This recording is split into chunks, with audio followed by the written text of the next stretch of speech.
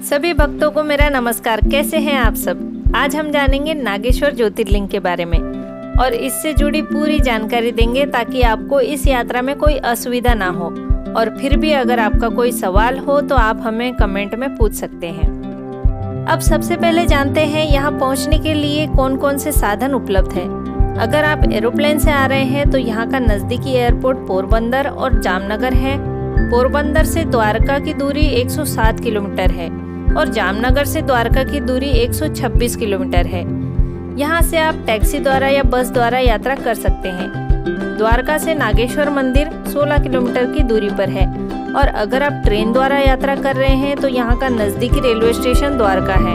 अगर आपको द्वारका की डायरेक्ट ट्रेन नहीं मिलती है तो अहमदाबाद तक आ सकते हैं और वहाँ से द्वारका के लिए काफ़ी सारी ट्रेनें आपको मिल जाएंगी। और अगर आप बाय रोड आना चाहते हैं तो सभी जगह से बस सेवा उपलब्ध है।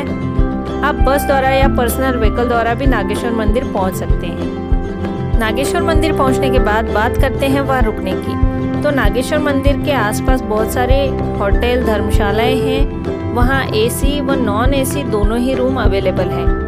आप अपने हिसाब से रूम बुक कर सकते हैं और मंदिर के आसपास काफ़ी होटल और भोजनालय है जहाँ आप खाने का आनंद ले सकते हैं। चलिए अब बात करते हैं नागेश्वर ज्योतिर्लिंग की मान्यताओं के बारे में। भारत के प्रसिद्ध 12 ज्योतिर्लिंगों में से एक है नागेश्वर ज्योतिर्लिंग। यह स्थान गुजरात राज्य के बाहरी क्षेत्र में द्वारका से 16 किलोमीटर की दूरी पर स्थित है। इस ज्योतिर्लिंग की शास्त्रों में बहुत ही अद्भुत महिमा कही गई है। धर्मशास्त्रों के अनुसार शिव को नागों के देवता के रूप में जाना जाता है। नागेश्वर अर्थात नागों का देवता। इस पवित्र ज्योतिर्लिंग के दर्शन की भारतीय कथा पुराणों में एक बड़ी महिमा बताई गई है।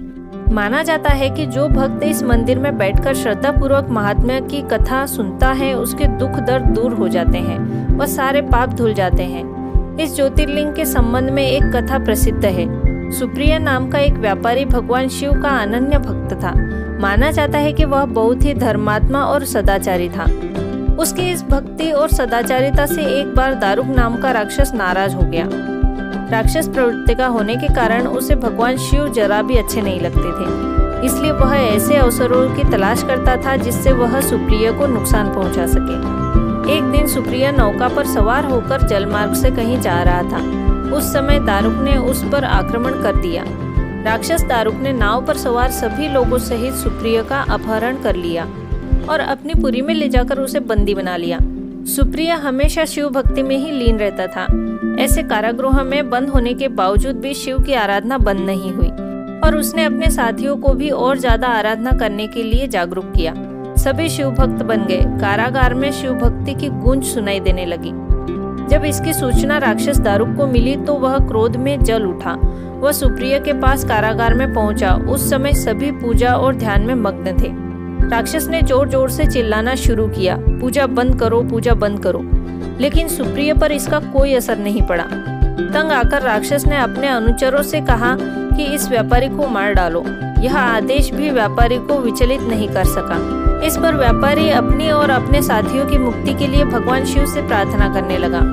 उसको भक्ति तथा शिव की महिमा पर विश्वास था और उसकी प्रार्थना भगवान शिव ने स्वीकार की।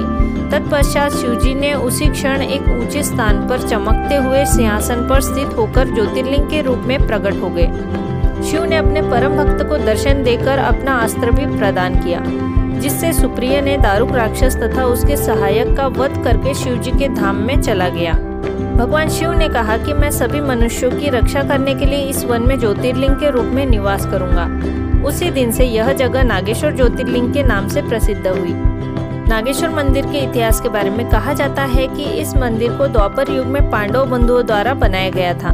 लेकिन इस मंदिर का जीर्णोद्धार और वर्तमान स्वरूप के निर्माण कार्य का प्रारंभ स्वर्गीय श्री गुलशन कुमार जी द्वारा शुरू करवाया गया था।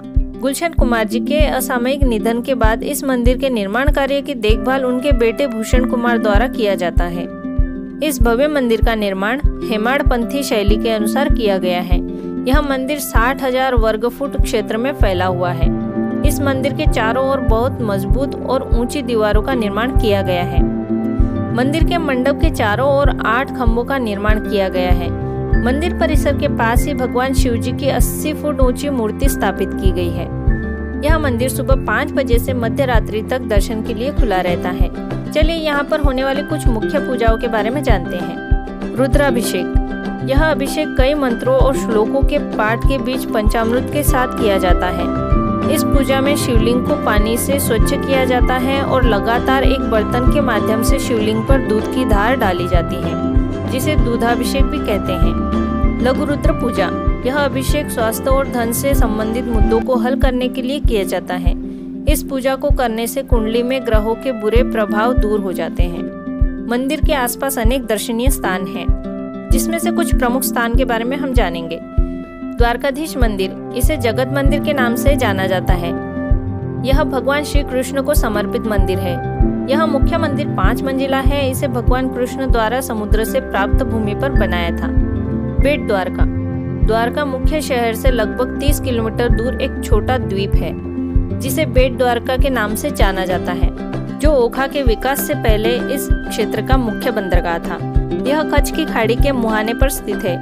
यह द्वीप कुछ मंदिरों, सफेद रेत के समुद्री तटों और प्रवाल भित्तियों से घिरा हुआ है, जिसमें सबसे लोकप्रिय डॉल्फिन, समुद्री भ्रमण, समुद्र तट शिविर और पिकनिक आदि शामिल हैं। रुक्मिणी मंदिर। यह मंदिर द्वारका शहर से लगभग 1.5 किलोमीटर की दूरी पर स्थित है। इस मंदिर का निर्माण 12वीं सदी में हुआ था। यह जगह एक दूसरी कथा से भी जुड़ी हुई है, जिसमें बताया गया है कि यह जगह ऋषि दुर्वासा के द्वारा श्रापित है। यहाँ सैकड़ों किलोमीटर तक खाने के लिए अन्न नहीं निपजता। वो पीने योग्य मीठा पानी नहीं है। अगला है भातकेश्वर महादेव मंदिर। यह मंदिर भगवान शिव को समर्पित मंदिर है। लगभग 5000 साल पुराना एक प्राचीन मंदिर है, जो अरब सागर में पाए जाने वाले एक स्वयंभू शिवलिंग के आसपास बनाया गया था। मानसून के दौरान यह मंदिर समुद्र में डूब जाता है, जिसे भक्त प्रकृति द्वारा अभिषेक की धार्मिक प्रक्रिया मानते हैं। यह मंदिर प्राकृतिक सुंदरता के लिए जाना जाता है। अगला है सुदामा सेतु। यह सेतु गोमती नदी को पार करने के लिए पैदल चलने वाले यात्रियों के लिए बनाया गया है। यह एक शानदार सस्पेंशन ब्रिज है। इस पुल का नाम भगवान कृष्ण के बचपन के दोस्त सुदामा के नाम पर रखा गया है। सुदामा सेतु प्राचीन जगत मंदिर और द्वीप पर पवित्र पंचकुई तीर्थ को जोड़ता है। और अब जानते हैं इस यात्रा में आपको खर्चा कितना होगा। तो 1500 रुपये खर्चा आएगा वहाँ रुकने का, खाने पीने का और आसपास की जगह घूमने का। यह खर्चा एक व्यक्ति का है, 1 दिन का। इस प्रकार आप नागेश्वर और आसपास के सभी दर्शनीय स्थानों की सैर कर सकते हैं। और अगर आपको ये वीडियो अच्छा लगा है तो वीडियो को लाइक करें और अपनों के साथ शेयर जरूर करें। और आपने अगर अभी तक हमारे चैनल सब्सक्राइब नहीं किया है तो जल्दी से सब्सक्राइब कर लीजिए, क्योंकि हम आगे भी आपको नई जगहों के दर्शन कराने वाले हैं। और अगर आपको पूरे 12 ज्योतिर्लिंगों के वीडियो देखने हैं तो हमने डिस्क्रिप्शन में लिंक दी हुई है, वहां जाकर आप वीडियो देख सकते हैं। तो मिलते हैं एक और नई जानकारी के साथ नेक्स्ट वीडियो में। तब तक कहते रहिए हर हर महादेव।